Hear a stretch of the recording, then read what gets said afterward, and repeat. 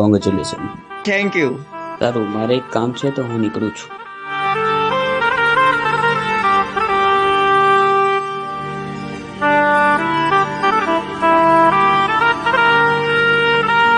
હે ભગવાન, આ મારી સાથે શું થઈ ગયું? હવે તો પ્રેમના નામે પણ વિશ્વાસ ઉઠી ગયો છે મારો. તને જોઈ